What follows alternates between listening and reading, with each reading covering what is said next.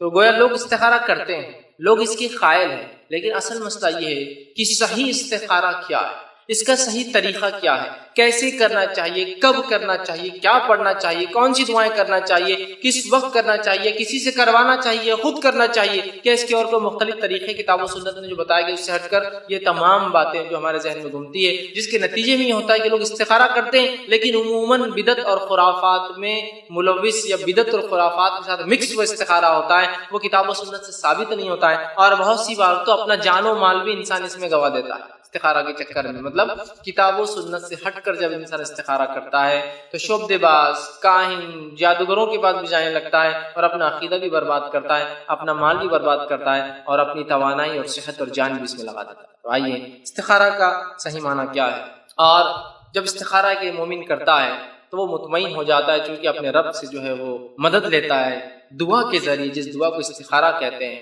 اور جس دعا سے جب وہ مدد لے لیتا ہے اپنے رب سے تو پھر آنے والے حالت پر وہ مطمئن ہو جاتا ہے۔ اس کی کیفیت جو اضطراب، پریشانی کی تھی، ڈر کی تھی، خوف کی تھی، اور وہ پریشان تھا کہ کیا ڈیسیجن لوں، کیا فیصلہ لوں، جب وہ استخارہ کرتا ہے تو اطمینان میں اس کی کیفیت بدل جاتی ہے، ڈر اور خوف امن میں تبدیل ہو جاتا ہے، بے اطمینانی اطمینان میں تبدیل ہو جاتی ہے، اور اضطرابی کیفیت جو ہے وہ بدل کے جو ہے وہ اطمینان اور سکون میں آ جاتا ہے، اور جب استخارہ کر لیتا ہے تو اپنے رب پر توکل کر لیتا ہے کہ انشاءاللہ جو بھی فیصلہ ہوگا میرے رب انشاءاللہ میرے ساتھ بہتر ہی کرنے والا ہے۔ استخارہ یہ بہت اہم چیز ہے، یاد رکھیے، اور ہمیں چاہیے کہ ہم ہر ممکن کوشش کریں کہ جب زندگی میں کوئی فیصلہ لینا ہو ہم ضرور جو ہے اس میں استخارہ کریں، اللہ سے مدد طلب کریں، اور انشاءاللہ عزیز اس استخارہ کو اسی ڈھنگ سے کریں جس ڈھنگ سے نبی اکرم صلی اللہ علیہ وسلم بتایا ہے، ورنہ جب استخارہ کا صحیح طریقہ ہمیں معلوم نہیں ہوتا ہے اور انسان جو ہے پریشان ہو جاتا ہے اور اسے کوئی فیصلہ لینا ہوتا ہے تو تب یہ شعبدے باز اور کاہن،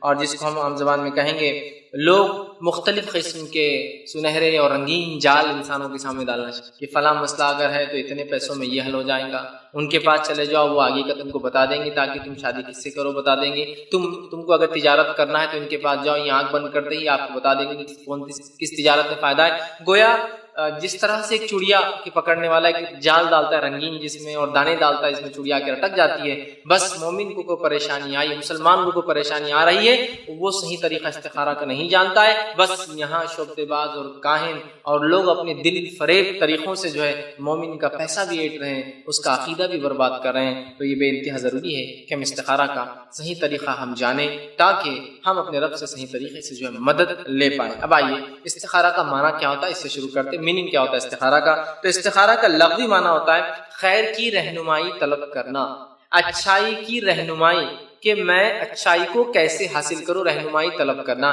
جیسے کہ آپ کسی انسان کے پاس جاتے اور کہتے ہیں بھائی مجھے یہ بزنس کرنا ہے اور وہ اس کا ماہر ہے، تو وہ پھر آپ اس سے خیر کی رہنمائی طلب کرتے ہیں اور پھر آپ کو صحیح ڈائریکشن، صحیح راستہ بتاتا ہے نا۔ تو استخارہ کا معنی ہے خیر کی رہنمائی طلب کرنا، اچھائی کی رہنمائی، اچھائی کے راستے کے لیے کوشش کرنا اور طلب کرنا۔ اور شرعی معنی کیا ہے؟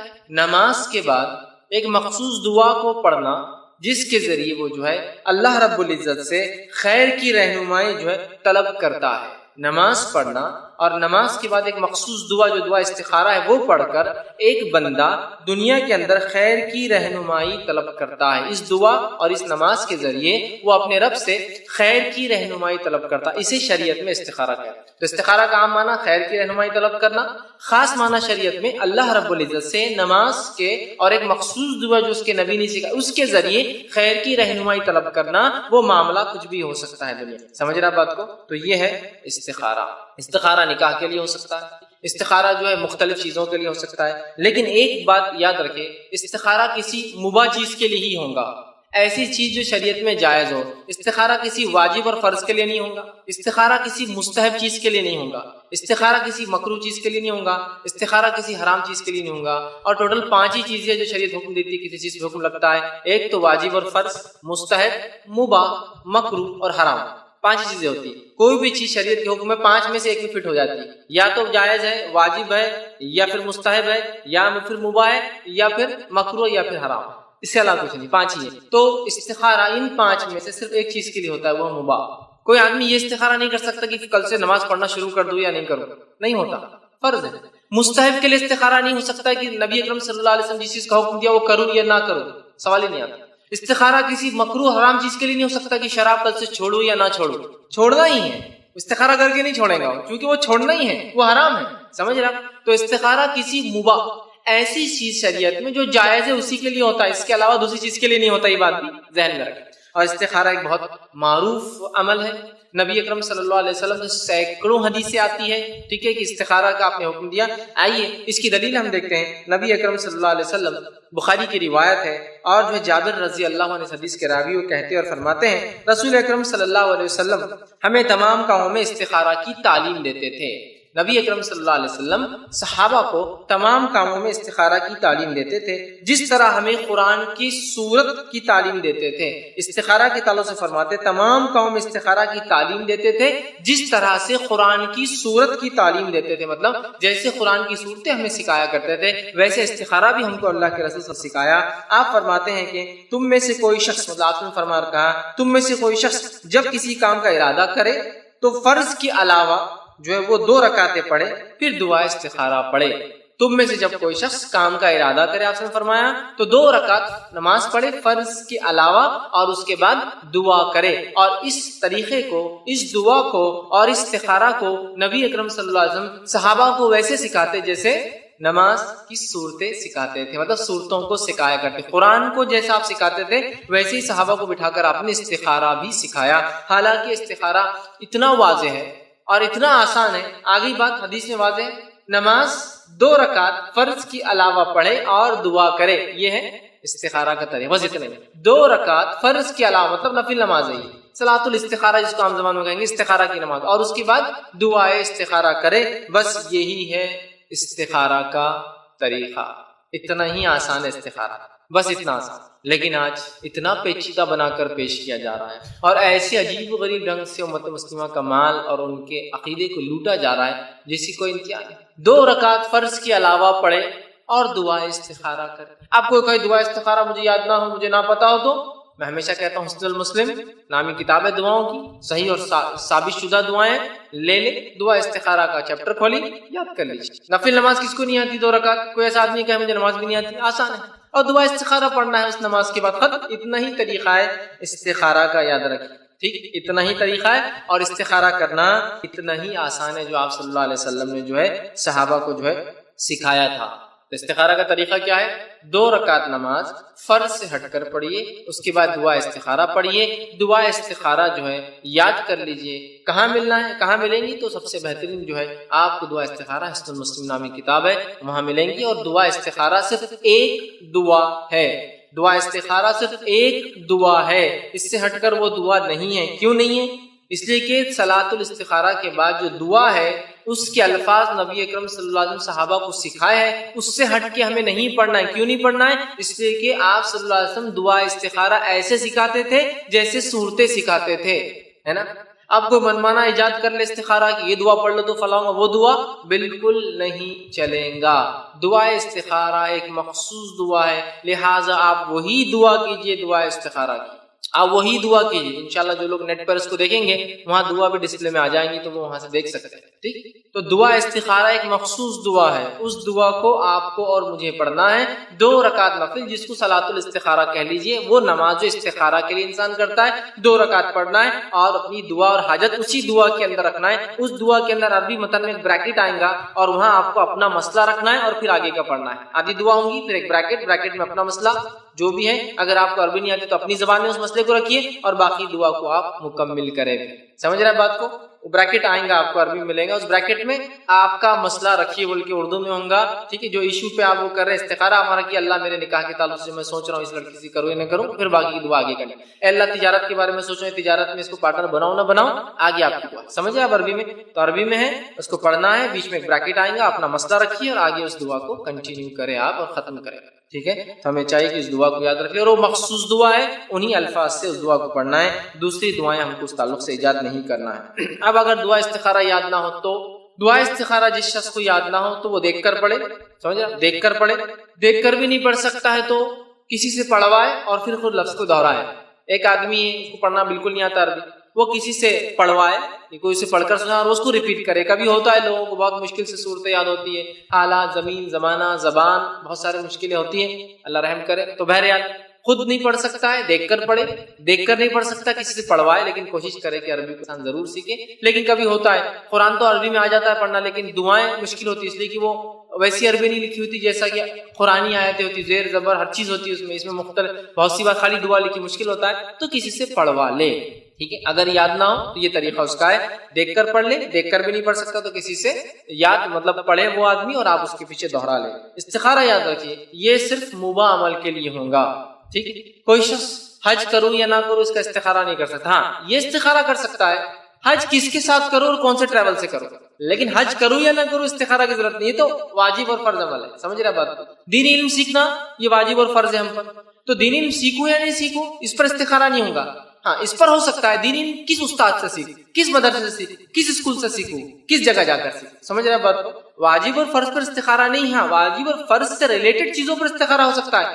دین علم سیکھنا فرض ہے، استاد کا سلیکشن میں استخارہ ہو سکتا ہے۔ حج کرنا فرض ہے، اس میں استخارہ کی ضرورت نہیں، ہاں حج کس کے ساتھ کروں یہ ہو سکتا ہے۔ ہاں کبھی ایسا ہو سکتا ہے کہ دو فرائض ایک ساتھ آ جائے، دو واجبات، تو تب کیا ہوگا؟ جب دو واجبات ساتھ آئیں گے تو استخارہ ہو سکتا ہے کہ دونوں میں سے کون سا کرو اللہ، جیسا اتنا پیسہ ہے کہ مہر ادا کر لوں یا پھر حج کر لوں، اب کیا کروں؟ استخارہ ہو سکتا ہے اللہ کہ دونوں میں سے کیا کروں، کہ نکاح بھی واجب ہے اس لیے کہ گناہ کا چانسز، حج کا بھی موقع ہے، لیکن پیسہ اتنا ہے کہ مہر دوں تو ایک ہی کام ہو سکتا ہے، سمجھ رہے بات کو، تو پھر ہو سکتا ہے، لیکن یہ کوئی فرض کروں یا نہ کروں اس پہ نہیں ہوتا یہ بات کو۔ اسی طرح استخارہ کسی حرام کام کے اوپر بھی نہیں ہو سکتا ہے کہ شراب چھوڑوں یا نہ چھوڑوں، جوا چھوڑوں یا نہ چھوڑوں، حرام کاری چھوڑوں یا نہ چھوڑوں، اس پہ تو سوال نہیں استخارہ کا، چھوڑنا ہی ہے، سمجھ رہا۔ تو ایک مباح عمل، ایک جائز عمل جو دنیاوی کسی بھی کام کی چیز ہو سکتی ہے، انسان کی مفاد اس کے فائدے کی چیز ہو سکتی ہے اس کے لیے۔ اسی طرح جو ہے استخارہ کے تعلق سے کیا چیز ہو جو ہمارے ذہن میں ہو، تو استخارہ ایک دعا ہے، استخارہ ایک دعا ہے، جو کنڈیشنز دعا کے لیے وہ کنڈیشن استخارہ کے لیے بھی ہے۔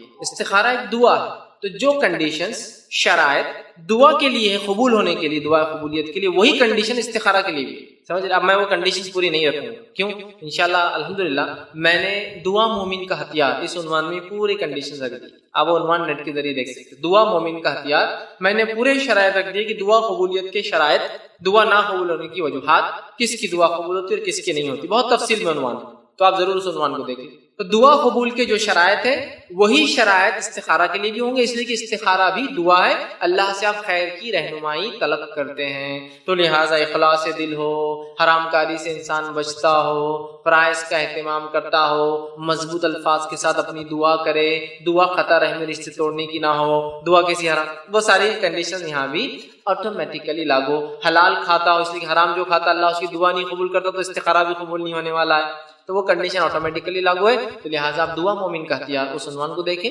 بہت تفصیل میں نے ڈسکس کی ہے، چونکہ یہ بھی ایک دعا ہے لہٰذا اس کے لیے بھی وہی شرائط لاگو ہے جو اس کے لیے لاگو تھی، ٹھیک ہے۔ اب جو ہے استخارہ اور جس کو ہم کہیں گے شرح صدر، دل کا کھلنا یا کسی چیز کی طرف رہنمائی ملنا۔ اب بہت سارے لوگ یہ کرتے ہیں کہ ہم نے استخارہ کر لیا لیکن دل میں کوئی بات نہیں آ رہی۔ دیکھیں استخارہ کرنے سے دل میں بات آ سکتی ہے، ضروری نہیں ہے کہ آئے، دونوں میں فرق ہے۔ استخارہ کرنے سے اللہ کسی ایک چیز کی طرف دل مائل کر سکتا ہے، رہنمائی کر سکتا ہے، لیکن ضروری نہیں ہے کہ ایسا ہو، اس لیے کہ استخارہ جو ہے وہ دعا ہے اللہ سے، اور ہم تقدیر کی حالت نہیں جانتے، ہم اللہ سے دعا کر رہے اللہ اگر خیر ہو تو اس کی طرف بڑھا دے، شر ہو تو اس سے ہمیں بچا لے۔ تو شرح صدر ہو سکتا ہے دل میں کوئی بات آئے یا نہ بھی آئے، لیکن جب آپ استخارہ کریں تو استخارہ کے بعد جو آپ کو بہتر لگے اس کام پر جم جائیے اور کرنا شروع کر دیجیے۔ میں کیوں کہہ رہا ہوں ارے استخارہ کے جواب ہی نہیں آ رہا، ارے استخارہ کے جواب ہی نہیں آ رہا، جواب کیا ہونا؟ آسمان سے آواز چاہیے آپ کو، ہاں یہ کر لو، ہاں یہ مت کرو، نہیں، سمجھ رہا۔ استخارہ آپ نے کر لی، اللہ سے دعائیں رہنمائی کر لی کہ اللہ تقدیر کا حال میں نہیں جانتا ہوں، میرے آخرت کے اعتبار سے، میرے معاش کے اعتبار سے، میرے آخرت کے معاش کے اور میرے دین کے اعتبار سے اگر یہ مسئلہ ٹھیک ہے تو کرا دے، اگر یہ اس میں نقصان ہے تو مجھ سے دور کر دے۔ آپ نے دعا کر لی، دعا کرنے کے بعد دل میں بات آئے یا نہ آئے، جو چیز آپ کو پھر بہتر لگے عزم کے ساتھ مضبوطی کے ساتھ چل پڑی اس کے اوپر۔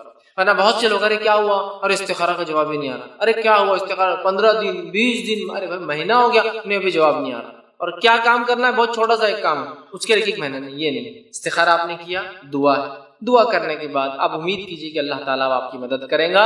جو بات بہتر لگے اس کی طرف بڑھ جائیے اور مضبوطی کے ساتھ جم کر خوب کر لیجیے اس کام کو, جم کے کہ اللہ سے میں نے استخارہ کر لیا. سمجھ رہے بات کو؟ بہت سے لوگ شرح صدر, ارے میرا دل کھل ہی نہیں رہا یار.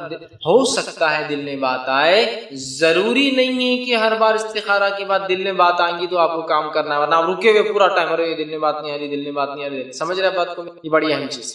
ہو سکتا ہے دل میں بات, ہو سکتا نہ آئے, لیکن جب آپ استخارہ کر لیں تو جم جائیے مضبوطی کے ساتھ, اللہ پر توکل کیجیے کہ میں نے استخارہ کر لیا ہے, اور پھر آگے بڑھ جائیے. اللہ رب العزت قرآن میں سورۃ طلاق سورہ نمبر 65 آیت نمبر 3 میں فرماتا ہے, کہتا ہے وَمَن يَتَوَکَّلْ عَلَى اللَّهِ فَهُوَ حَسْبُهُ, جو اللہ پر توکل اور بھروسہ کر لیتا اللہ اس کے لیے کافی ہو جاتا ہے. سمجھ رہے آپ؟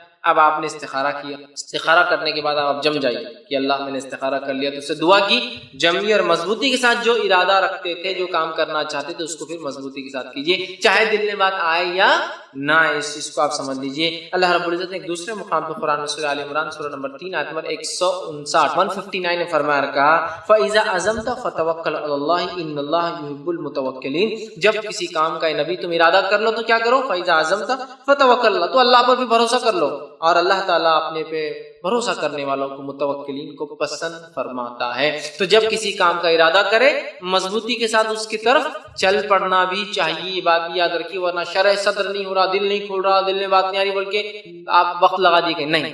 آپ تب استخارہ کیجئے, استخارہ کے بعد جم جائیے, جمنے کے بعد جو بہتر لگتا ہے چوائس کیجئے اس چیز کو, اور اس کے طرف آگے بڑھنے کی پوری کوشش کیجئے. کہ تو شرح صدر کا استخارہ سے کوئی تعلق نہیں ہے. استخارہ خیر کی طرف رہنمائی اللہ سے آپ مانگ رہے ہیں, وہ رہنمائی اللہ خود بخود کر سکتا ہے. وہ رہنمائی اللہ ہو سکتا ہے آپ کی کر دیا ہو کہ آپ دعا کرو گے, تقدیر میں لکھ چکا, دعا کروں گا تو میں اس کی رہنمائی کر دوں گا, وہ ہو گیا. آپ مضبوطی کے ساتھ اس کام کو آپ کو آگے بڑھ کر کرنا ہے. اسی طرح جو ہے کچھ لوگوں کا یہ کہنا ہے کہ استخارہ کے بعد اگر دل میں کوئی ایک ارادہ آ جائے کہ استخارہ کر لیا, ارادہ آ گیا یہ کرنا, لیکن اس سے ہٹ کر آپ کوئی اور دوسرا کام نہ کریں جس کا آپ نے پہلے پختہ ارادہ کیا تھا. مثال کے طور پر میں نے ارادہ کیا کہ میں کام نمبر الف اور کام نمبر بے اور بی, میرے پاس 2 کام ہیں, تو میں اس میں سے اے کر لیتا ہوں.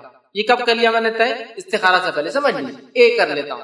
پھر استخارہ کیا نہیں کرنا چاہیے چونکہ میں بھول گیا تھا, لیٹ ہو گیا تھا. پھر میں نے استخارہ کیا اللہ اس معاملے میں خیر کی تم رہنمائی کرے اللہ میری, اور اس کے بعد ایسا لگ رہا ہے کہ میں اے نہیں بی کرنا چاہیے یا بی نہیں ہے, لیکن جب میں نے استخارہ سے پہلے طے کیا تھا کہ اے کر لوں گا, مجھے زیادہ اچھا لگ رہا تھا الف والا کام, لیکن استخارہ کے بعد لگا کہ بے کرنا چاہیے بی والا کام, لیکن اس کے بعد بھی میں چاہتا ہوں کہ اے ہی کروں اس لیے کہ میرا دل اس پہ اطمینان ہو رہا ہے, تو اے بھی کر سکتے ہیں آپ. کوئی ضروری نہیں کہ استخارہ کرنے کے بعد شرح صدر ہوں گی اور جو دل میں بات آئیں گی اسی کو کرنا ہے, ضروری نہیں. سمجھ رہے آپ بات؟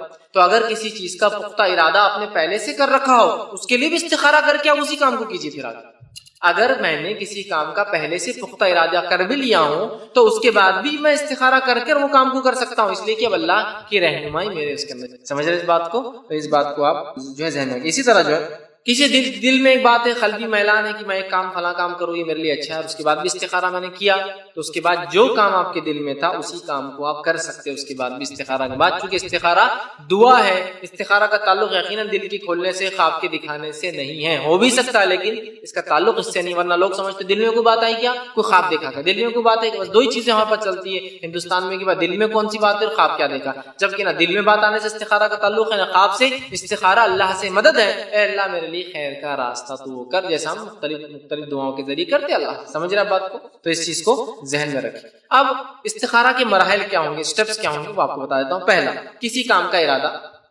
ارادہ. سیکنڈ, استخارہ, کہ تو بغیر کام کے استخارہ کیسا ہوگا. سیکنڈ, استخارہ. تھرڈ, مشورہ. استخارہ کے بعد بھی آپ مشورہ لے سکتے لوگوں سے. آپ بولیں گے کیوں, جب استخارہ ہوگا تو مشورے کی کیا ضرورت ہے. دیکھیے میں نے اس سے پہلے جو ہے یہ بات آپ کے سامنے رکھی تھی, نظر بد جو ہے اس کی حقیقت کے اندر, کہ تقدیر میں کیا ہے ہم نہیں جانتے, جو ہوگا وہ تقدیر میں جو ہے وہی ہونے والا ہے. اس کے بعد بھی دنیاوی تدبیریں کرنا, دنیاوی مشورے لینا, دنیاوی اعتبار سے چیزوں کو سوچ سمجھ کے کرنا, یہ انبیاء علیہ الصلوۃ والسلام کی سنت رہی. جنگ بدر کا کیا فیصلہ ہوا اللہ نہیں جانتا تھا, کیا جانتا تھا. اس کے بعد بھی اللہ کے رسول صلی اللہ علیہ وسلم کوشش کر رہے ہیں, تدبیریں لڑا رہے ہیں, بدر کے کنویں کو اپنے قبضے میں لے رہے ہیں تاکہ دشمن جو ہے پانی پی کے توانا اور طاقتور نہ ہو جائے. کر رہے ہیں نہیں تمام چیزیں, دنیاوی تدبیریں کر رہے ہیں. اس کے بعد دعا بھی کر رہے ہیں, ہے نا. تو دنیاوی تدبیریں کر کے دعا, صحابہ سے مشورے بھی لے رہے ہیں, تدبیریں بھی کر رہے ہیں, مطلب حکمت جو دنیاوی اعتبار سے عمل کر رہے ہیں, اور اللہ سے دعا بھی کر رہے ہیں. سمجھ رہے ہیں آپ؟ یعقوب علیہ السلام اپنے بیٹوں سے کہہ رہے ہیں کہ میرے بچوں ایک باپ سے داخل نہ ہونا، ایک دروازے سے داخل نہ ہونا شہر میں، کہیں مختلف بابوں سے الگ الگ دروازوں سے ہونا، اس لیے کہ تقدیر میں جو ہے میں تو اس کو کچھ کر نہیں سکتا ہوں۔ تو پتہ کیا چلا، انسانی کوشش کیا ہے الگ الگ دروازوں سے جانا، اس کے بعد بھی نظر لگنا نہیں لگنا اللہ کی طرف سے ہے۔ تو وہ یعقوب علیہ السلام فرما رہے ہیں میں تقدیر کا تو کچھ ٹال نہیں سکتا ہوں جو ہونے والا ہے، لیکن دنیاوی تدبیر کیا ہے، الگ الگ دروازے سے داخل ہو تاکہ نظر سے بچ جاؤ۔ سمجھ رہا؟ نبی اکرم صلی اللہ علیہ وسلم نے ایک مرتبہ ایک جنگ میں جو ہے ارادہ کیا کہ دشمن کے قلعے سے قریب رہیں گے۔ ایک صحابی نے کہا اللہ کے رسول کیا یہ وہی ہے؟ تو کہا نہیں وہی نہیں، یہ میرا ارادہ۔ تو کہا ہم پیچھے کھڑے رہیں گے۔ تو کہا کیوں؟ کہا اس لیے کہ جو رینج میں آپ کہہ رہے رکنے کا، یہاں تک دشمن کے تیر آ سکتے ہیں۔ تو آپ نے کہا فوراً پیچھے ہٹ گئے۔ دنیاوی کوشش کر لیں، اس کے بعد الگ بات ہے، ہم دشمن کے تیر کے رینج سے باہر چلے گئے، اس کے بعد بھی تیر لگنا تقدیر ہے، لیکن رینج میں رہ کر تقدیر کو آزمانا کہ لگتا نہیں لگتا، یہ رسک۔ تو دنیاوی چیزیں کر کے اس کے بعد آپ کو توکل بھی اللہ پر، اس کے بعد دنیاوی تو تیسرا کام، پہلا کام کا ارادہ، دوسرا استخارہ، تیسرا مشورہ بھی لیجیے ایسے انسان سے جو دین اور دنیا اور اس فن کا علم رکھتا ہو، چوتھا کام اللہ پر توکل کر لیجیے پھر، اور پانچواں جو کام پہ بھروسہ کیا، جو عزم کیا تو کر بھی سکتے۔ 5 اسٹیپس: کام کا ارادہ، استخارہ، ایک دیندار اور کسی مصلحت اس مسئلے کا علم رکھنے والے شخص سے مشورہ، اللہ پر توکل، اور جس کام وہ کیا عزم کیا کر گزری۔ 5 اسٹیپس ہے۔ بہت سارے لوگ استخارہ تو کہتے ہیں لیکن وہ اسٹیپ نمبر 2 سے آگے نہیں بڑھ پاتے بیچارے۔ کام کا ارادہ استخارہ، کام کا ارادہ استخارہ، کام کا ارادہ استخارہ، ارے کیا ہوا 1 مہینہ 2 مہینے وہ استخارہ کا جواب ہی نہیں آ رہا۔ آگے بڑھنا ہے مشورہ، آگے بڑھنا ہے توکل، آگے بڑھنا ہے عزم کے ساتھ کام کرنا۔ یہ ایسا رہیں گے تو پھر تو سمجھ رہے بات، اس چیز کو سمجھنا۔ اب استخارہ اور خواب کا تعلق کیا ہے؟ اس لیے کہ بہت سارے استخارے جو ہمارے پاس چلتے ہیں اس میں یہ رہتا خواب آیا کیا، ایک تو دل میں بات آئی کیا، وہ چلو وہ فیس چلا گیا، آ بھی سکتی ہے میں نے کہہ دیا، لیکن ضروری نہیں کہ تو استخارہ کا تعلق دل میں بات آنے سے نہیں، اللہ کی رہنمائی سے، اور اللہ بہتر جانتا ہے ہماری تقدیر میں کیا ہے، وہ رہنمائی۔ ہو سکتا ہے ظاہری طور سے مجھے دکھ رہا ہے یہ تو نقصان ہے، لیکن اللہ جانتا فائدہ ہے۔ ہو سکتا ہے ظاہر سے دکھ رہا ارے اس سے زیادہ تو فائدہ ہی نہیں ہے، اور ہو سکتا ہے اللہ جانتا نقصان ہے۔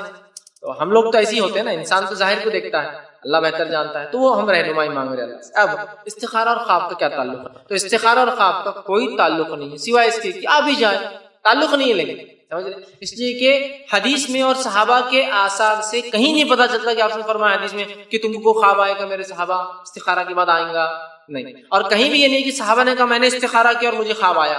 سمجھ رہے آپ؟ ہو سکتا ہے یہ بھی ایک اشارے کا طریقہ ہو، لیکن یہ ضرور نہیں ہے اور استخارہ کا پارٹ نہیں ہے۔ ہمارے پاس تو اس حد تک پارٹ ہے کہ یہ مشہور جو خواب چلتا ہے بس کیا اگر آپ نے استخارہ کیا تو خواب آئیں گا۔ خواب میں ہرا کپڑا آیا تو کر لینا، لال کپڑا آیا تو نہیں کرنا، یہ ایک دم کامن۔ ہرا دکھا، اب انہیں بھی دن رات میں سوچ کے سوچا ہرا لال تو کچھ نہ مجھے گائی جانا۔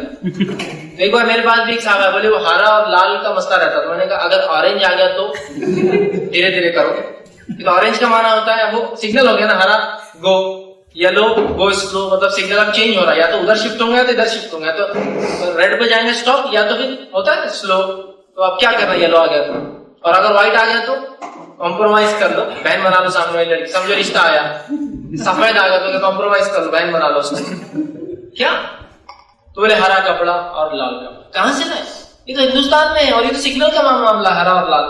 تو عجیب و غریب، میں نے کہا نا بات ہے عجیب و غریب بات، اور بس سب کیا ہوا خواب آیا، خواب آیا، اور یہ جناب بھی خواب ہی نہیں آ رہا ہے، خواب ہی نہیں آ رہا ہے، خواب ہی نہیں آ رہا ہے، اشارے پورے کھلے ہو جا رہے ہیں دنیا کے اعتبار سے، پورے کھلے اشارے اللہ دے رہا ہے، اس کے بعد بھی اس کو خواب نہیں آ رہا۔ اس لیے کہ استخارہ کا تعلق خواب سے جوڑ لی، استخارہ تعلق شرع صدر دل کی کھولنے سے ہم نے جوڑ کے رکھ دیا۔ اب دونوں نہیں ہونا تو آگے نہیں بڑھ رہا، مہینہ 2 مہینے، یہ استخارہ کا خواب سے کوئی تعلق نہیں ہے۔ آ جائے ایک الگ بات ہے، اللہ دکھا دے دس از گڈ، وہ الگ چیز ہے، تعلق نہیں ہے اس کا یہ بات یاد، جس کے لیے ہم ویٹ کرتے ہیں وہ خواب آنا، وہ خواب نہ آنا، خواب نہیں آ رہا، خواب نہیں آ رہا، خواب نہیں آ رہا، خواب میں کیا آیا، خواب میں کیا آیا، اور بس وہ چل رہا، لال آ گیا تو فلاں، ہرا آ گیا تو، یہ کامنلی لوگ کہتے ہیں، بالکل بے بنیاد اور فالتو باتیں ہیں۔ ہو سکتا ہے اللہ رہنمائی کر دے خواب میں، ہم انکار نہیں کرتے، لیکن ہم یہ بھی جانتے ہیں انبیاء کے علاوہ باقی ہم سب کے خواب سچے اور جھوٹے دونوں ہوتے ہیں۔ آپ سے فرماتے ہیں خواب 3 قسم کے ہوتے ہیں، ایک رحمان کی طرف سے، اس کا بھی خواب کی خصوصیت دیکھ کر انسان خوش ہوتا ہے، دوسرا شیطان کی طرف سے، اس خواب کی خصوصیت اس کو دیکھ کر انسان ڈر جاتا ہے، تیسرا نفسیات سے، سائیکولوجی،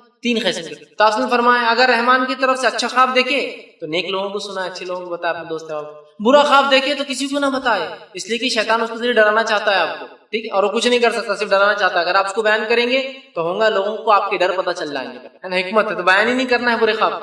اور تیسرا نفسیات ہے، سائیکولوجیکل، کچھ بھی ہوتا ہے، کہیں بھی اٹھا پٹک چل رہی، کبھی اڑ رہے، کبھی گر رہے، کبھی بھاگ رہے، کچھ بھی ہوتا ہے نا، کبھی بھاگ ہی نہیں سک رہے، شیر پیچھے لگا ہوا ہے. خواب ہے، خواب. اور خواب حقیقتوں پر مبنی نہیں ہوتے، عجیب و غریب ہوتے ہیں. اور وقت زمین زمانے کے اعتبار سے بھی آتے ہیں، وقت زمین اور زمانے کے اعتبار سے آتے ہیں. جیسا کہ کسی کو خواب آ رہا، اس کے پیچھے شارک لگ گئی. انڈیا پاکستان میں ہم کسی کو بھی شارک پیچھے لگی والا خواب آتا ہے، شیر پیچھے لگتا ہمارا. لیکن آسٹریلین کو شارک پیچھے لگتی ہے اس خواب میں، چونکہ وہاں وہ لوگ تیرنے کو جاتے ہیں، بیچز بہت زیادہ، اور وہاں اکثر شارک اٹیک زیادہ ہوتے ہیں. سمجھ رہے نا بات؟ تو ان کے اعتبار سے شیر پیچھے نہیں لگتا، شارک پیچھے لگتا ہے. سمجھ؟ ہمارے پاس شیر پیچھے لگتا ہے اور کتے پیچھے لگتے ہیں. ہمارے ڈر الگ ہے، تو ہمارے خواب بھی الگ ہوتے ہیں. قدیم زمانے کے خواب، جب ٹرین ایجاد نہیں ہوئی تو ان کے خواب میں الگ سواریاں آتی ہوں گی. آج کل ہمارے خوابوں میں ٹرین آتی، ہوائی جہاز آتے ہے نا، کسی کے خواب میں جو اڑن تشتریاں آ رہی، کسی کے خواب میں فلاں ہو رہا ہے. تو زمین اور زمانے کے اعتبار سے خواب کی نوعیتیں بھی بدلتی. اور ہمارے بعد آنے والے لوگ اور بھی چیز، ان کو گوگل دیکھتا ہوں خواب میں، گوگل پہ کچھ ٹائپ کر رہا. پہلے زمانے میں لوگ کتاب پڑھتے ہوئے دیکھتے ہوں گے اپنے آپ کو کچھ.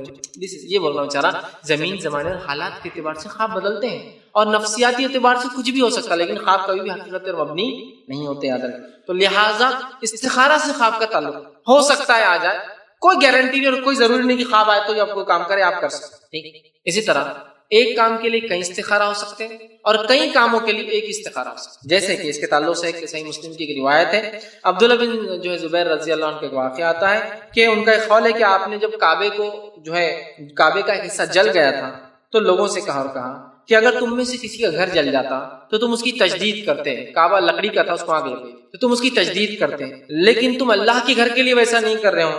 اور آپ نے فرمایا کہا میں 3 بار استخارہ کروں گا اور پھر اپنی رائے پختہ کر کے تمہارے سامنے لا کے رکھ دوں گا. تو اس سے پتہ چلا کہ عبداللہ بن زبیر رضی اللہ عنہ کہہ رہے ہیں کہ میں 3 بار استخارہ کروں گا کسی ایک مسئلے کے لیے، کعبے کی نو تعمیر، ریکنسٹرکشن کے بارے میں 3 بار، پھر اس کے بعد میں ڈیسیجن لوں. تو پتہ چلا ایک کام کے لیے کئی استخارہ ہو سکتے ہیں، اور کئی کاموں کے لیے ایک استخارہ ہو سکتا ہے.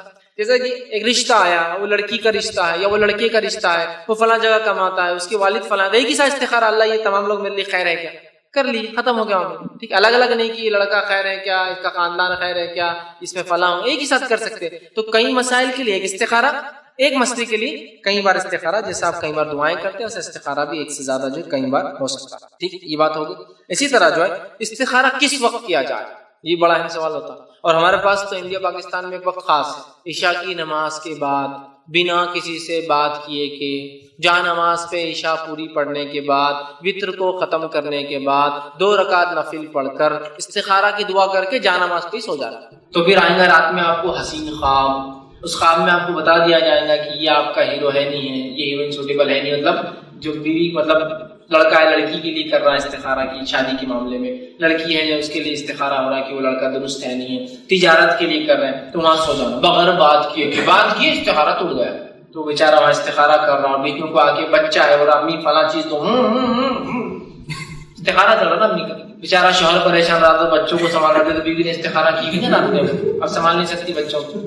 یہ ہمارے پاس کا استخارہ. یاد رکھیے استخارہ کا کوئی خاص طریقہ ثابت نہیں سوائے 2 رکعت کے بعد دعا. کوئی خاص وقت ثابت نہیں. کبھی بھی جب آپ کو لگے 2 رکعت نفل پڑھیے، دعا استخارہ پڑھ لیجیے. کوئی خاص رات، کوئی خاص دن، کوئی عشاء کے بعد، کوئی فجر کے بعد، کوئی تہجد کے بعد، کچھ نہیں. ہاں، دعا کی قبولیت کے جو اوقات ہوتے ہیں، ان اوقات میں کہوں گا مستحب ہے، پسندیدہ ہوں گا. کیوں؟ اس لیے کہ استخارہ بھی ایک دعا ہے، تو دعا قبولیت کے وقت میں کرنا زیادہ بیٹر ہے. استخارہ چونکہ ایک دعا ہے تو دعا قبولیت کے وقت میں کرنا بیٹر ہے. لیکن یہ کبھی بھی کیا جا سکتا ہے، دعا کب کب قبول ہوتی ہے، اللہ کب کب جلدی قبول کرتا ہے. ویسے دعا ہر دعا اللہ قبول کرتا ہے، لیکن کچھ وقت ایسے جہاں اللہ پسند کرتا ہے. اس میں سب سے پہلا رات کا تیسرا پہر، سہ پہر، 3rd part of the night، جس کو ہم بولتے ہیں یہ سحر کا وقت جو ہوتا ہے، سب سے افضل وقت ہے استخارے کا. کیوں؟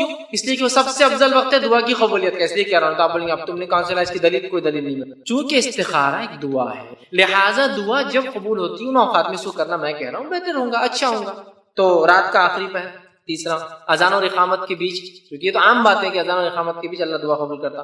جمعے کے دن ایک خاص گھڑی ہوتی ہے، وہاں اس ٹائم بھی کر سکتے. اسی طرح بارش ہوتے وقت، حدیث میں بارش جب ہوتی ہے اللہ کی رحمت برستی ہے، اس وقت انسان دعا کر سکتا ہے. استخارہ بھی ایک دعا ہے. اسی طرح جو ہے روزے کی حالت میں، اسی طرح سفر کی حالت میں، اسی طرح عرفے کے دن 9 ذی الحجہ، اسی طرح جو شب قدر قبول کرتا ہے نا.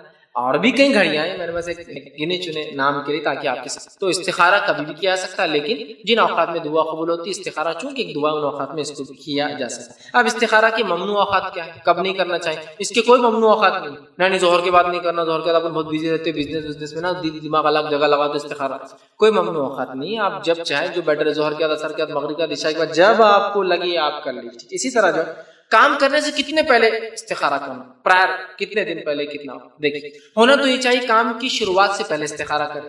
پھر بھی اگر بھول گئے، جیسا مثال کے طور پہ رشتہ آ گیا، بات چیت شروع ہو گئی، اب یاد آ رہے استخارہ نہیں کر، بزنس کے لیے قدم بڑھا دیے، پھر یاد آ رہے استخارہ نہیں کی، تو آپ فوراً تبھی کر. یہ بھی ہو سکتا. ہونا تو یہ چاہیے، آئیڈیل کیا ہے، پسندیدہ ہے کام کی شروعات سے. لیکن کبھی ہوتا ہے آدمی کو لگتا ہے بہت اچھی چیز ہے، اب لے لوں میں، ابھی ایڈوانس پیمنٹ کر دوں کچھ نہ کچھ، بعد میں آفر نہیں ہے نا، کر دیا، استخارہ نہیں کی، کوئی مسئلہ. استخارہ بعد میں کر لیجیے، لیکن اب ایڈوانس میں چیز تو لینا ہی ہے. اس لیے میں نے پہلے کلیئر کر دیا، پکا عزم کرنے کے بعد بھی استخارہ ہو سکتا ہے اسی چیز کے لیے. آفر ایسا تھا کہ باہر ملنے والا نہیں، کیچنگ تھا، استخارہ کرنے کا وقت نہیں ملا تھا، بعد میں استخارہ کر لیا، اللہ جو بھی میں نے کر دیا ہے اس میں خیر کر دے، تو یہ استخارہ کا معنی ہوگا. خیر کی نما اس میں طلب کرے، اور اللہ تعالیٰ کے لیے کیا ناممکن ہے کہ وہ کسی چیز کو کر دے ہمارے لیے، کسی چیز کا فیصلہ بدل دے، بالکل کر سکتے. سمجھ رہا؟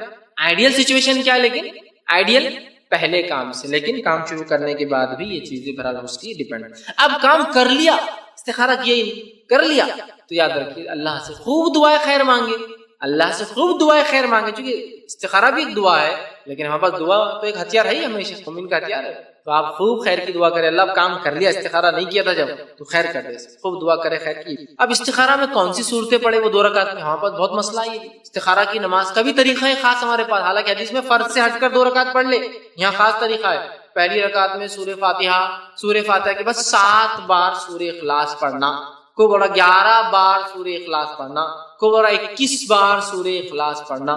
ایسا کوئی خاص طریقہ نہیں ہے. 2 رکعت نفل جیسی پڑھتے سورہ فاتحہ کے بعد جو زمین سورہ ملانا ہے زمین سورہ ملائیے، اور نماز پڑھیے، سلام پھیریے اور دعا کریں. کوئی خاص صورتیں، کوئی خاص آیتیں اس کے لیے نبی اکرم صلی اللہ علیہ وسلم نے منتخب نہیں کی. لہٰذا میں اور آپ ایسا کر کے کہ نہیں بدعت دین میں ایجاد نہ کریں. لوگ بہت خاص کرتے، ایک تو رات میں پڑھتے، عشاء کے بعد پڑھتے 11 خل، 21 خل، 7 خل، اور پتہ نہیں کیا کیا ہے. کوئی تو صبح میں چلے جاتے، رات بھر بس سب استخارہ ہی چل رہے.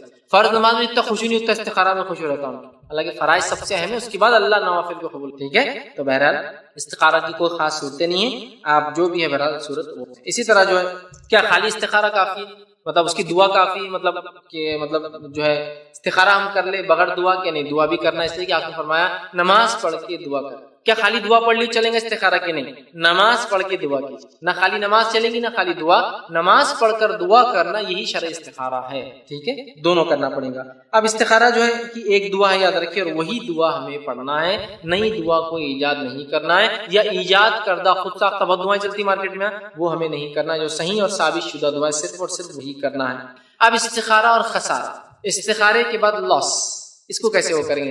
یار استخارہ کیا نقصان ہو گیا، کیا فائدہ ہوا استخارہ کر؟ کچھ بھی فائدہ نہیں ہوا، اتنا پنے کر استخارہ پھر بھی نقصان ہو گیا. استخارہ اور خسارہ، اس ریلیشن کو سمجھ لیجیے. استخارہ کرنے کے بعد بھی لاس ہو سکتا ہے، نقصان ہو سکتا ہے، جو صرف ظاہری ہو سکتا ہے استخارہ کی وجہ سے اللہ نے اس کو بہت کم کر دیا ہو، اس سے زیادہ ہونے والا ہوگا. انسان کیا ہے، بہت جلد باز ہے اور سامنے کی چیزوں کو دیکھ بھائی میں نے استخارہ کیا. اب جب میں ایک عورت نے استخارہ کی، ایک آدمی نے استخارہ کیا اور شادی کی، اس کے بعد بھی مسئلہ نہیں جمع، کیا فائدہ استخارہ کا؟ طلاق تو ہو گئی، کیا فائدہ استخارہ کا؟ بزنس تو ڈوب گیا. ہو سکتا ہے طلاق کے ساتھ جان بھی جا سکتی تمہاری مارکیٹ میں، ہو سکتا ہے طلاق کے ساتھ کیس بھی ہو سکتا تھا، بہت آسانی چھوٹ گئے. ہو سکتا ہے تجارت میں خالی نقصان نہیں، ڈبل نقصان ہونے والا تھا. آپ جانتے ہیں کہ تقدیر میں کیا تھا.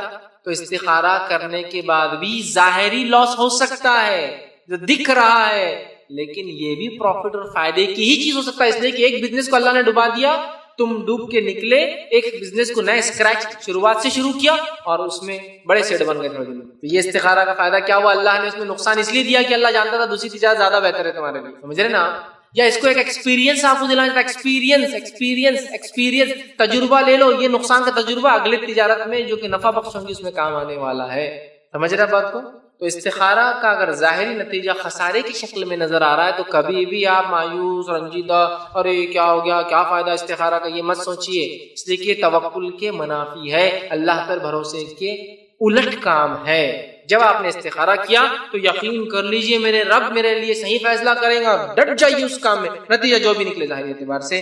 علامہ ابن قیم رحمہ اللہ جو ہے فرماتے ہیں اپنی کتاب فوائد میں، بہت اچھی بات لکھتے ہو کہ جو انسان کو ظاہری طور سے نقصان اور فائدے دکھتے ہیں، اللہ تعالیٰ ایسا کیوں کرتا ہے؟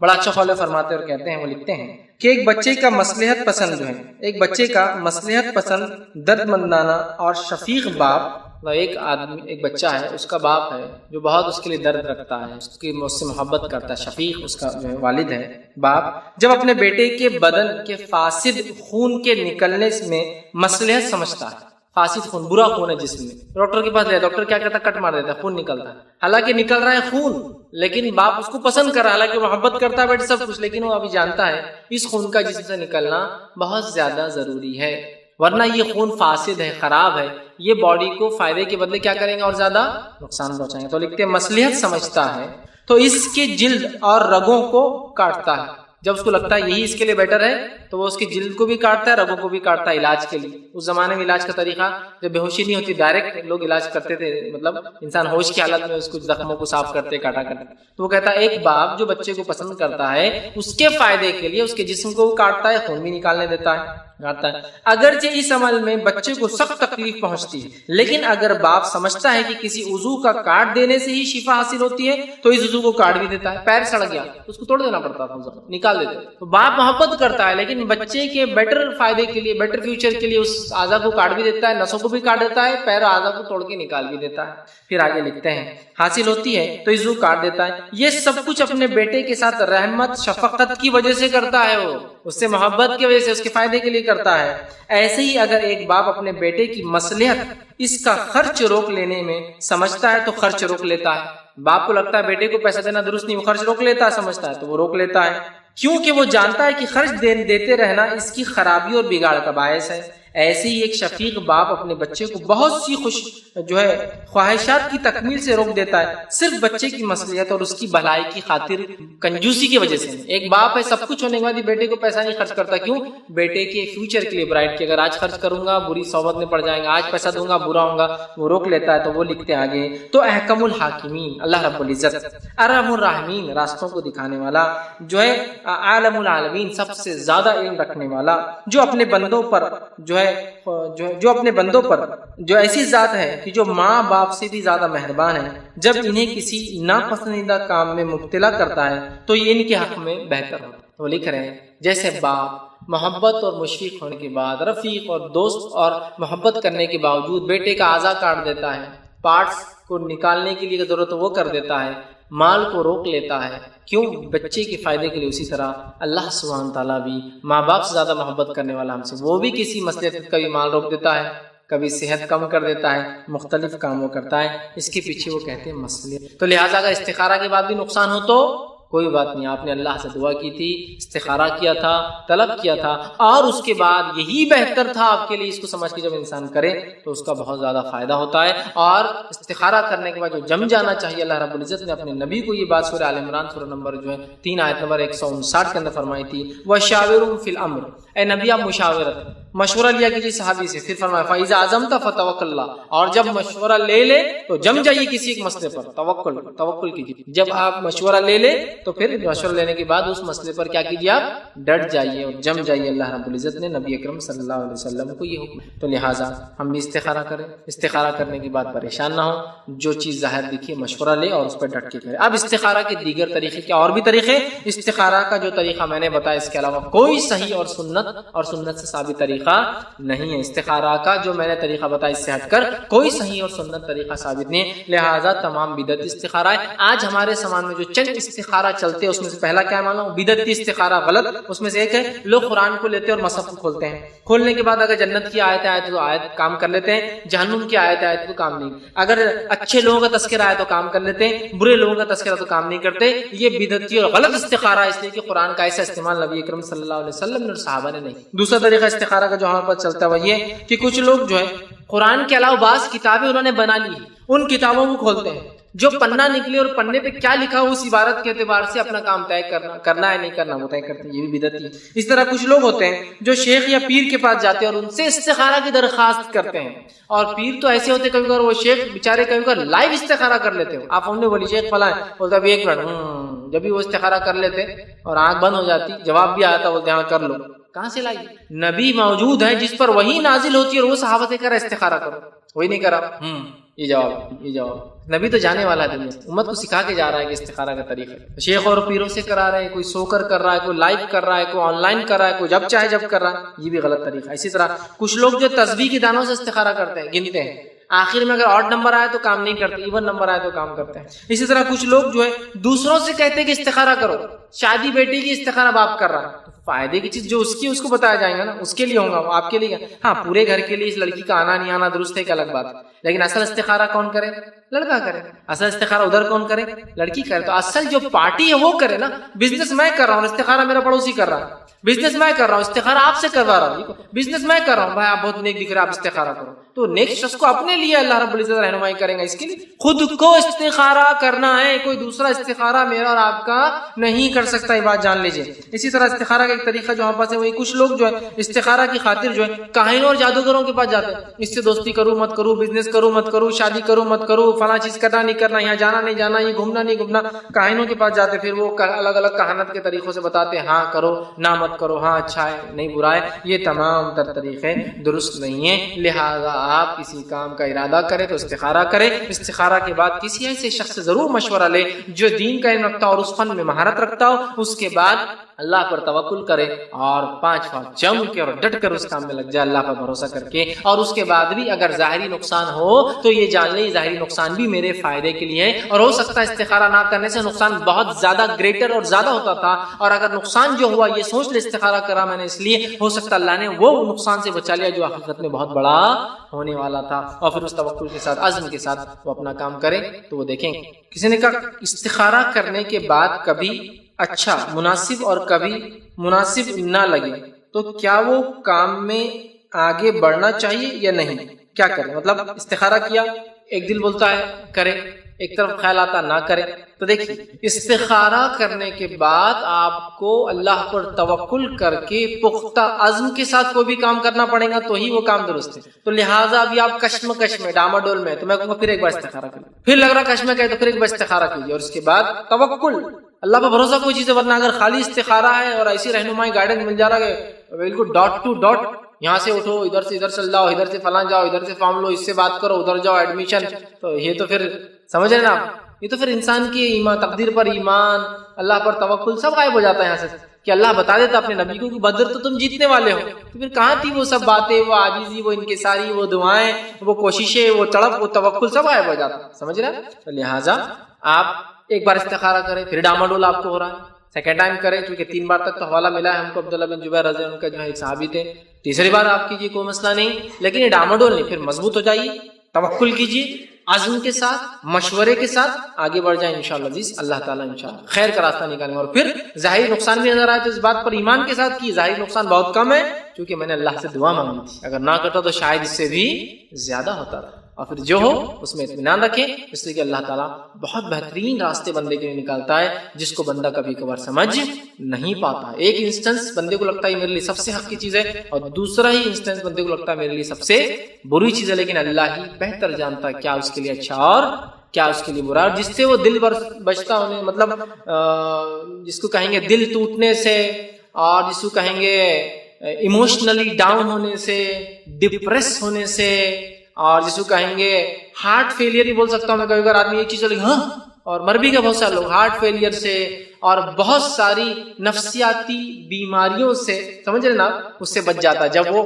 اللہ پر توکل کر لیتا ہے. استخارہ کرے یا نہ کرے، اللہ پر توکل کی اہمیت بتا رہا ہوں. ایمان یہی ہے، یاد رکھیں، بہت سارے فائدے ہوتے، لیکن جب یہ نہ ہو تو پھر کیا ہوتا ہے؟ پریشان. دیکھیے ایک پریشانی تو آ گئی، وہ چیز آپ جو چاہ رہے تھے نہیں ہوئی، دوسری پریشانی بھی لاحق ہو جاتی ہے. یاد رکھیے، سمجھا، دوسری پریشانی بھی لاحق ہو جاتی ہے. تو یہ سب چیزوں کو اگر وہ کرے اور ہم اللہ پر توکل کرے تو اس میں خیر کے راستے ہم کو نظر آنے لگتے ہیں، اور خام خواہ کے ٹینشن اور پریشانی سے انسان بچ جاتا ہے. ایک واقعہ سناتا ہوں. ایک صاحب ایک بار مصر سے فلائٹ لے کر سعودی عرب جا رہے تھے، وہ ٹیچر تھے، اور ان کا آخری دن تھا، وہ نکلے، ٹریفک میں پھنس گئے کائرو میں، قاہرہ میں، پھر ایئرپورٹ تک نہیں پہنچ سکے، فلائٹ مس ہو گئی، اور وہ بالکل جس کو کہتے ہیں ایک دم بھاری دل لے کر لوٹنے لگے کہ اب کیا فائدہ، تو دنیا بیکار ہو گئی، انکم چلے گئی، نوکری چلے گئی، فلاں ہو گئی یا فلاں، وہ ایک دم بھاری دل سے جو ہے واپس آنے لگے، اور ان کے لیے الٹیمیٹ لاس تھا، الٹیمیٹ لاس، سب چلا گیا۔ جب واپس آ رہے تھے، ایک صحیح واقعہ، تو ریڈیو پر سنائی دیا کہ قاہرہ سے جو فلائٹ جدہ کے لیے نکلی تھی وہ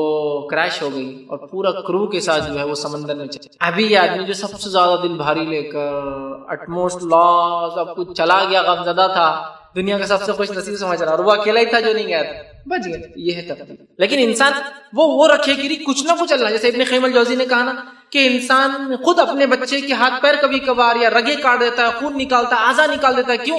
کہ خیر بہتری کے لیے۔ تو اللہ تو اس سے زیادہ محبت کرنے والا ہے، وہ زیادہ جانتا ہے کہ کہاں ڈالے کہاں نہ ڈالے اس بندے کو، تاکہ یہ آگے کے لیے تیار ہو، مضبوط بنے۔ یہ بڑی اہم چیز ہے۔ تو اگر آپ یہ مزاج بنا لیں تو بہت سارا فائدہ۔ جب یہ مزاج نہیں ہوتا پھر جزا اور فضا اور رونا اور دھونا اور پریشان، اس کو کچھ نہیں کر سکتے، اپنے آپ کو کچھ کر لو، ڈپریس جو کر سکتے وہ بھی نہیں کر پاتے کیونکہ یو آر ڈپریس، آپ پریشان ہیں۔ تو یہ چیز بڑی اہم ہے، اس سے بہت زیادہ دنیاوی اور اخروی فائدے ہوتے ہیں۔ تو لہٰذا آپ کشمکش میں نہ رہیں، بلکہ کوئی چیز طے کر لیں، اس کے بعد اللہ پر توکل کریں، اور یہ سوچ لیں کہ اللہ آپ کو رائٹ ڈائریکشن میں لے جا رہا ہے، اور یہی ہے عزم کرنے کے بعد کسی چیز کو پختہ ارادے کے ساتھ کر کہ جو بھی ہو، نتیجہ ظاہر لگ رہا ہے کہ ہار ہے، کرنا ہے، یہ تو آپ پختہ ارادہ کر چکے، مشورہ ہو چکا، اس پر استخارہ ہو چکا، اس کرنا ہے۔ دیکھیے اللہ تعالیٰ کی دھیرے راستے کھولتا چلا جائے۔ جی السلام علیکم، میں اپنے بچوں کے لیے یا بہن بھائی کے لیے استخارہ کر سکتا ہوں؟ بھائی نے ایک سوال کیا، کیا وہ اپنے بچوں کے لیے اور بہن بھائی کے لیے استخارہ کر سکتے ہیں؟ تو دیکھیے، بچے چونکہ آپ کے ماتحت ہیں، اگر آپ کے بہن بھائی بھی ویسی آپ کے ماتحت ہیں، فار ایگزامپل آپ گھر کے جس کو بولیں گارڈین ہے، ہیڈ ہے، سرپرست ہے، اور وہ جو مسئلہ ہے اس کا تعلق بچوں سے بھی اور آپ سے بھی ہے، بہن بھائی سے اور آپ سے بھی ہے، سمجھ رہا؟ تو ایسے مسئلے میں جہاں ان کا بھی کچھ چیز اڑی ہے اور آپ کا بھی کچھ ہے، تو وہ بھی استخارہ کریں، آپ بھی کریں۔ یا بچے اور بہن بھائی اتنے چھوٹے جو آپ کی کفالت میں ہیں، آپ جن کے ذمہ دار ہے اور وہ آپ کے ماتحت ہے، جو استخارہ نہیں کر سکتے، تو پھر آپ ان کے بدلے استخارہ کر سکتے کہ بھائی اسکول میں ڈالو یا نہ ڈالو، یہ کورس کراؤ نہ کراؤ۔ بچہ بہت چھوٹا ہے، ابھی سمجھ لیجئے سلیکشن ابھی سے ہو رہا ہے کہ 4th میں کوئی سلیکشن ہے کہ بھائی کوئی فیلڈ چن لے، یہاں تو نہیں ہوتا، لیکن بہت سارے کنٹریز میں 4th 5th میں کچھ اسٹریمز فکس رہتی ہیں ان کو، مطلب ان کے پاس کمپٹیشن نہیں ہوتا ہے، لہٰذا کسی کو اگر میڈیسن میں جانا ہے تو وہ 5th کے بعد سے میڈیسن فیلڈ میں چلا جاتا ہے، اسی میں جاتا ہے، سمجھ رہا ہے، وہاں کمپٹیشن نہیں، سب کو ایڈمیشن مل جاتے ہیں، تو کوئی 5th کے بعد انجینئرنگ فیلڈ میں جاتا ہے۔ انڈیا میں 10th اور 12th کے بعد ڈیسیجن ہوتا ہے، وہاں ویسا نہیں ہوتا۔ 10 کے بعد کچھ ڈیسیجنز یہاں ہوتے ہیں، کامرس، آرٹس، سائنس، اور 12th کے بعد فائنل ہوتا ہے، وہاں ویسا نہیں ہوتا۔ تو ڈیپینڈ ہے، پیرنٹس بھی کر سکتے ہیں وہاں کی بھائی کیا کرنا ہے استخارہ، اچھا یہاں رکھو یا بورڈنگ میں ڈالوں، یہ بھی ہو سکتا ہے، بہت ساری چیزیں، یہاں رکھو یا مدرسے میں ڈالو، مدرسے میں صحیح ہے، یا پھر رہ کر ڈالوں یا وہ سٹی میں شفٹ ہو جاؤں، تو بہت ساری چیزیں جو آپ سے ریلیٹڈ ان کے ایشوز ہیں اس میں آپ کر سکتے ہیں۔ اگر وہ چھوٹے ہیں تو بھی آپ کر سکتے ہیں، یا پھر دونوں کا مل کر ہے، وہ بھی بالغ ہے آپ بھی بالغ ہیں، ٹھیک ہے، لیکن اب مسئلہ دونوں کا مل کر ہے، جیسا کہ آپ کی بیٹی ہے، نکاح کا مسئلہ ہے، تو اب بیٹی کا مسئلہ ہے کہ بیٹی آپ کے ماتحت ہے، کچھ بھی مسئلہ ہے تو والد ہی ذمہ دار ہے، بیٹی کا بھی مسئلہ ہے کہ اس کی شادی، ظاہر سے اس کی بھی زندگی کا مسئلہ ہے، تو بیٹی بھی استخارہ کرے، والد بھی استخارہ کرے۔ بھائی ہے، دوسرا بھائی آپ کا کچھ گھر لے رہا ہے جس میں دونوں کے لیے ضروری ہے، بہت بڑا پیسہ انوالو ہے، یہ بزنس کر رہا ہے جو کہ پیسہ آپ نے کمایا ہوا، وہ تو چھوٹا تھا آپ کا بھائی، اس کو لگا رہے ہیں، تو اب اس میں دونوں کا مسئلہ، اس کا بزنس ہے، آپ کا انویسٹمنٹ ہے، وہ بھی استخارہ کرے، آپ بھی کریں۔ لیکن یہ ہرگز درست نہیں ہوگا کہ مسئلہ تو پیورلی ان کا اور استخارے صرف آپ ہی کرے، نہیں بھائی آپ بہت نہیں کہ آپ کرتے جاؤ، اور انہوں نے چچی کا کیے تھے بہت فائدہ ہوا، ان کے بیٹے کیے تھے فائدہ ہوا، بیٹی کا کی فائدہ ہوا، اب ہمارا بھی کرو، پڑوسی آ کے بولا میرا بھی کر دو، پھر وہ رشتہ دار بولا ان کی استخارہ کبھی غلط نہیں ہوتا، ان سے کروا لو، وہ نہیں ہوگا۔ جس کا مسئلہ ہے وہ کرے، سوائے اس کی کہ اگر وہ آپ کے ماتحت ہو، چھوٹے ہو، یا پھر دونوں کا مشترکہ کامن کوئی ایسا مسئلہ ہو جس میں دونوں ڈیسیجن لے رہے ہو، تو پھر وہ بھی کرے اور آپ بھی کرے، ایسا ہو سکتا ہے انشاءاللہ، پھر اس میں کوئی حل نہیں۔ السلام علیکم فیض بھائی، میرا سوال ہے کہ ہم چھوٹے سے چھوٹے کام کے لیے استخارہ کر سکتے ہیں کہ جیسے کہ موبائل خریدنا ہے یا پھر گھر میں دوسرے گھر کرائے سے لینا ہے، ایسے؟ اور دوسرا ایک سوال ہے کہ میں نے ایک بار دیکھا تھا کہ ایک لڑکی ایک مطلب جیسا آپ نے بتایا تھا ویسی شخص کے پاس گئے تو انہوں نے بتایا کہ فلاں فلاں جگہوں پہ سے ایک رشتہ آیا ہے، تو انہوں نے چپتو پہ آنکھ لگایا، اچھا وہاں پر ہے کیا، وہ گھر کے یہ ایڈریس ہے کیا، کر لو بولے، تو کیا یہ شرک میں شامل ہے؟ کسی سے پوچھ کر کرنا؟ ہاں پوچھے انہوں نے آنکھیں لگائے، اچھا ایسا ایسا ایسا ہے تو آپ کر لیجیے۔ دیکھیے بھائی نے 2 سوال کیے کہ کیا ہر چھوٹی اور بڑی چیز میں استخارہ درست، جیسا کہ چھوٹی چیز دنیا میں ایسا موبائل خرید رہا ہے یا گاڑی خرید رہا ہے،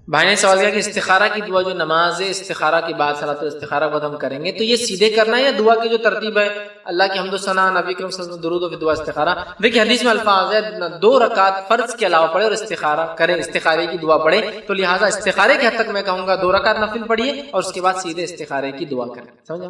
چونکہ حدیث میں الفاظ کیا ہے کہ آپ صلی اللہ علیہ وسلم نے ہمیں استخارہ سکھایا جیسے قرآن کی صورتیں سکھاتے ہیں، اور آپ نے فرمایا 2 رکعت فرض سے ہٹ کر پڑھ اور استخارہ کی دعا پڑھ، تو میں کہوں گا آپ 2 رکعت نفل نماز پڑھی فرض سے ہٹ کر اور استخارہ کی دعا سیدھے کر لیجیے. یہاں چونکہ وہ دعا جو آپ نے نماز پڑھی وہ خود حمد و ثنا اور درود کو انکلوڈ کر چکی ہے آلریڈی. اب آپ کو استخارہ کے لیے کیا نا، آپ نے وہ 2 رکعت نفل ہے، نیت استخارہ کی ہے، تو لہٰذا آپ کو ڈائریکٹ استخارہ کی دعا کرنا انشاءاللہ وہ ترتیب یہاں فالو کریں. السلام علیکم فیض بھائی. ایک سے تو اپنی بولتے ہیں مدرسے تعلیم حاصل کا قرآن حفظ کرے ہوا بچہ ہے، تو انہیں تراویح کی نماز بھی پڑھا ماشاء اللہ، اور الحمدللہ ذہن نہیں تھا، مگر آج سنگر بننے کے لیے گمراہی کے راہ پہ نکل گئے، سنگر بننے کے لیے آؤٹ آف نکل گئے. اس کی اصلاح بہت کی ہے مگر سمجھ میں نہیں آیا قرآن حدیث، تو اس کی اصلاح کیسے کریں؟ تو بھائی نے ایک سوال کیا کہ ایک شخص ہے جو حافظ قرآن ہے لیکن بعد میں انہوں نے یہ طریقہ چھوڑ کر جو ہے وہ گانے کے شعبے میں لگ گئے، سنگر بن گئے، اور اس کے لیے وہ اپنے گھر بار چھوڑ کے چلے گئے. ان کی اصلاح کی کہ دیکھیے آپ کا کام ہے ان کو سمجھانا، ان کو منانا، ان کو بتانا، لیکن اس کے بعد بھی اگر وہ کوئی راہ اپناتے ہیں تو ظاہر سی بات ہے اللہ تعالیٰ آپ سے اس کی کچھ نہیں کریں گا. آپ کا کام ہے ان کو صحیح چیز بتانا اور اس کے بعد چھوڑ دینا. اور کبھی کبھار ہوتا ہے انسان ایسے راستوں کو اختیار کر لیتا ہے جو ظاہری بہت برے ہوتے ہیں، لیکن بعد میں کبھی نہ کبھی اسے نصیحت ہوتی واپس آتا ہے. تو لہٰذا آپ اس سے تعلقات مت توڑیے، اپنے بات چیت کو جاری رکھیے. ہاں یہ الگ بات ہے کہ اس سے ہم نوالا ہم پیالہ مت ہوئیے تاکہ اپنی ناراضگی کا اظہار کرے کہ ہم ناراض ہیں تمہارے اس ڈیسیجن سے، ٹھیک ہے. اور اس کے بعد جو ہے اس کی دوستی باقی رکھیے اور ہمیشہ خیر خواہی کے مشورے دیتے رہیں.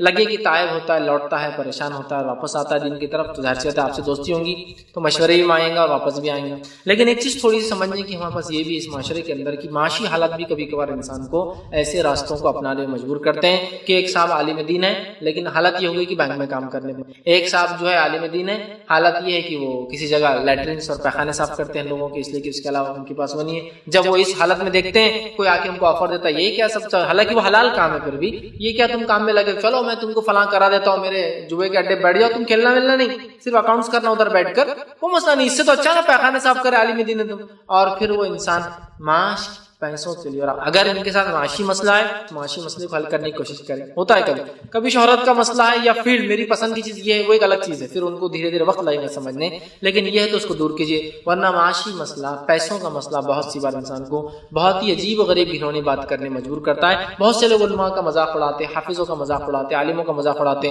فلاں عالم صاحب تھے 100 کی نوٹ پہ پھسل گئے، فلاں عالم صاحب تھے نہیں بولے 500 دیا تو کام کر دیے. تو کہیں نہ کہیں یہ ایک انڈیکیشن ہے کہ سمجھ جاؤ قوم کے جو لیڈرز جن کو آپ نے بنایا ہے ان کو آپ نے پیسوں سے اتنا مجبور کر دیا کہ یہ خریدے پہ جا رہے ہیں اور بیچے بھی. میں ان کی برائی کے لیے نہیں بول رہا ہوں، میں چاہ رہا ہوں قوم اس چیز کو سوچے، اس چیز کو سوچے، یاد رکھیے. اور ایک طبقہ جو دینی علم سیکھ رہا ہے، دینی علم میں مہارت حاصل کر رہا ہے، عالم اور مفتی اور حفاظ اور بڑے بڑے پوزیشنز پہ جا رہے ہیں، ان کی حالت یہ کہ وہ صرف مانگنے والے اور آپ کے دینے کے طرف نظریں ان کی لگی. اور ایک طبقہ جو بزنس کر رہا ہے، کما رہا ہے، دنیا کے ایجوکیشن کو آپٹ کر رہا ہے، وہ دینے والا طبقہ بن گیا ہے. اور پورا دینی علم حاصل کرنے والا طبقہ سب کے سب لینے والا طبقہ بن گیا ہے. میں کسی پہ ٹانٹ نہیں مار رہا ہوں، میں کسی کو برا نہیں کہہ رہا ہوں، میں دنیا کی حقیقت بتا رہا ہوں. تھوڑا سنجیدگی، جتنا عالم حفاظ اور یہ طبقہ، یہ پورا طبقہ آپ دیکھیے صرف آپ کی طرف نظر لگائے گا، یہ طبقہ لینے والا بن گیا. اس کو ہم نے کر ہی دیا سا، اس کو آپائش لاچار بیکار کر دیا. نہیں تم عالم ہے نا تو تم دنیا کا بزنس کر ہی نہیں سکتے، تم حافظ ہے نا تو تم دکان چلا ہی نہیں سکتے. تم ارے دکان تو دور، تم حافظ ہے تو بولے سائیکل میں بھی سادی سائیکل چلانا، وہ اس کا ہینڈل ایسا ہے تو وہ سائیکل نہیں چلا سکتے. رینجر بول کر ایک سائیکل ایک زمانے میں ہے جس کا ہینڈل سیدھا ہوتا تھا. اس زمانے ایٹلس ایک سائیکل تھی اور رینجر بول کے ہیرو کمپنی نے ایک نیو سائیکل لانچ کی تھی ایٹلس کے. اب اس میں تو اس کی بہت ماڈرن سائیکل دکھتے تھے، وہ ہینڈل سیدھا تھا. ایک پکچر میں ہیرو نے بھی چلا لیے تھے اس کو، جب اس کا لانچ ہوا تو بہت مشہور ہو گئی، اس کو بولتے رینجر ایک سائیکل. تو ایٹلس سائیکل چلانا حافظ صاحب اور عالم صاحب ہے، رینجر نہیں چلانا. اس حد تک تو ہم نے وہ کر دیا. آج بھی دیکھیے اگر کوئی حافظ کرزما چلائے تو حافظ شرم نہیں آ رہی کرزما چلانا. حافظ ہے تم CD ڈاؤن چلانا، تم سستی گاڑی چلانا، تم وہ کیا ضرورت تھی. میں نے CD ڈاؤن لے لیا، اس میں چمکیلا کلر لے لیا، سمجھ لیجیے میٹالک کلر لے لیا. CD ڈاؤن لی سادھی والے لینا تھا، کالا سادہ کلر. یہ کیا چمکیلا ہرا ہے نا، آج کل آتے الگ الگ کلر کے ایک دم بھڑکیلی گاڑیوں میں کلر ہوتے ہیں. جائز ہے نا، حرام جب کوئی چیز نہیں تو ہم نے لمیٹیشن دی نہیں دی ان کو، کونے میں لے آ کے رکھ دیا. تم کما نہیں سکتے، تم یہ نہیں کر سکتے، تم اچھی استعمال نہیں کر سکتے. حافظ ہو کر پیسٹری کھا رہے، تم پیسٹری क्यों क्या है? अरे उस पर क्रीम रहता, डेकोरेशन रहता, रंग रहता, ये सब केक जो है सालगिरह में करते लोग गलत समझेंगे आप जब ये खानी चीज है, हाफिज खाए या कोई खाए उसकी नीयत असल है। अब कोई बर्थडे पे काटेंगे अलग मसला, लेकिन वो भी नहीं खाना। समझ रहा समोसे खाइए आप, पफ खाने की नहीं खाना चाहिए आपने, कि तो आप हाफिज है, आलिम है, मुफ्ती है, समोसे खाना चाहिए आपने, पफ नहीं। पफ ये शान मारने वाले लोग बड़े नहीं, ये आपका काम ही नहीं। तो ये दुनिया के इस्तेमाल में तक बेचारों को लिमिटेशन, दुनिया के इस्तेमाल में तक लिमिटेशन। हाफिज हो के इस्तेमाल करें 100 संग, तुमको क्या जरूरत थी? वीडियो कॉल को लेके नहीं जा सकते थे, लेकिन मेरे पास उतने में जा रहे थे, फिर भी। लेकिन हाफिज साहब देखते लोग आपको सादगी इख्तियार